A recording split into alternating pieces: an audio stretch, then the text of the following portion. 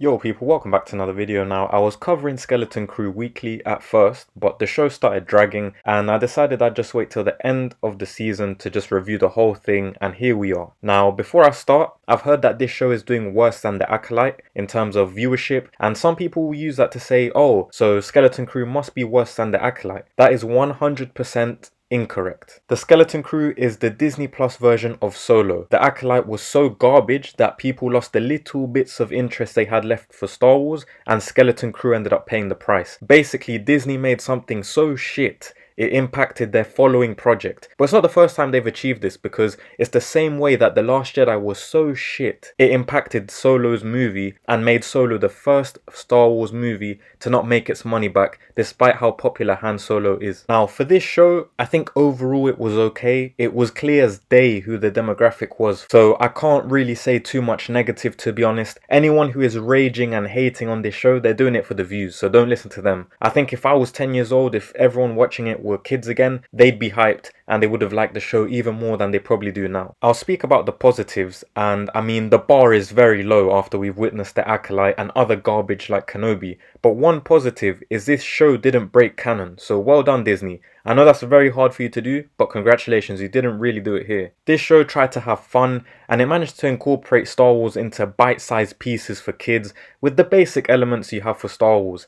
Aliens, ships, the Force, a lightsaber, pirates, new planets. It did the basics very well, and had it have been more consistent and more relevant to the plot, I think the show would have been even better. My next positive was the acting, and in particular the kid actors. Of course, there's always tons of pressure on the kid actors because things could be cringy, but I think they all did a good job. The acting wasn't cringe, they were all very likable, with my favourite character being KB. They seemed like they wanted to be there and like it was a privilege for them to be there, and we even saw this in the interviews before the show came out, how much they were all invested in Star Wars, they were all fans, they were all geeking out, they were nerds. The actor for Neil in particular was just the biggest fan of them all, and this is one thing that other Star Wars projects don't have. They don't have passion, they don't have heart, they don't have people who care about the franchise of Star Wars and people that even know their stuff. They got people directing that have no clue what they're doing, but it's good to see that this had that passion and that dedication and shows that they at least care about what they're doing. Now, on to the negatives. I think the show would slightly drag at some points, and you're kind of waiting for events to happen since you could already predict some of the plot. And again, it's for kids. You could say that about most content that is for kids, so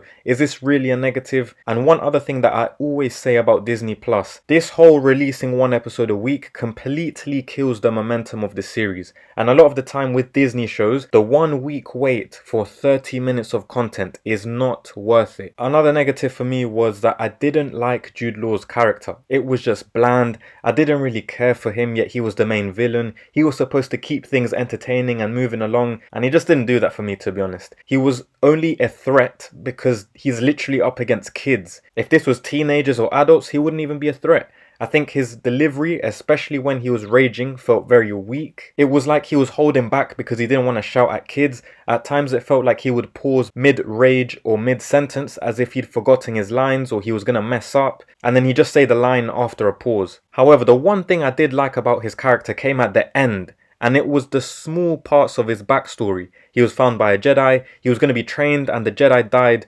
during Order 66. So he never got to accomplish his potential or his true destiny, and he will view it as life was stolen from him. His true potential was stolen from him. And from that moment on, it started his downfall. We saw that he was kind of 50-50. He wanted to help, but he didn't want to help. He wanted to be selfish. He wanted things for himself, but he felt bad at times. So he was kind of, he just didn't know what to do. Really, he wasn't fully evil, but he wasn't the good guy at all. But I really did like his backstory, even though they focused on it for like 10 seconds because he just said a couple lines, and I wish they would have focused on it more and we would have got his understanding of things a lot more. Another negative is that they didn't really explain the history of At-Atin alongside the surrounding planets and why it was so important, why they hid themselves. Of course, the treasure, but why did they do that in the first place? How did it come about?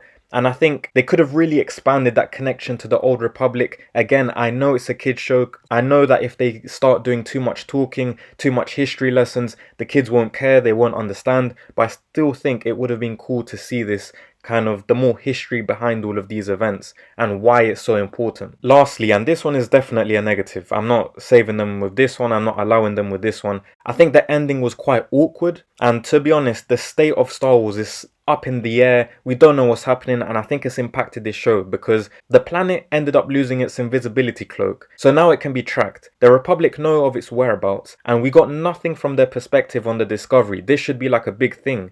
We didn't get to see anything of what happens to the planet after, just in general. We didn't get any hints of anything, such as a big revelation for the galaxy. We don't know what happens to Jude Law's character. I assume the rest of the pirates either died or got arrested, but overall they left too much open-ended. And I assume this is because nothing is guaranteed in Star Wars. You can make one season of something and it gets cut. Just look at Book of Boba Fett. They might revisit this planet in future content. I would have said a season 2, but like I said, this lack of viewership thing, I don't think there's a season 2 coming. But overall, I think a time jump wouldn't have hurt this show. I do think the New Republic will quote unquote protect this planet, but ultimately, since we know the First Order takes over in the sequels, that means this planet will get taken over, and we've seen in Mando season 3 already, some people that are working for the New Republic are actually double agents still loyal to the Empire. With the wealth on this planet as well, it basically facilitates the First Order to fund their army, fund whatever it is that they need, and it's one of the many ways I assume that they gain power and control over the galaxy. But yeah, overall, the show was alright, gave us some decent new characters, it was fun for what it was. Would I watch it again? Probably not, but again, I'm not a kid, the target audience isn't myself, and that's that. It is what it is. But yeah, as always, let me know your thoughts down below in the comments. What do you think of this show? What was the most interesting thing for you? What didn't you like? I'd also appreciate if you could hit that like button, sub to the channel, as we are very, very close to 900 subscribers and ultimately the bigger goal of 1k. Thank you for your time and have a great rest of your day.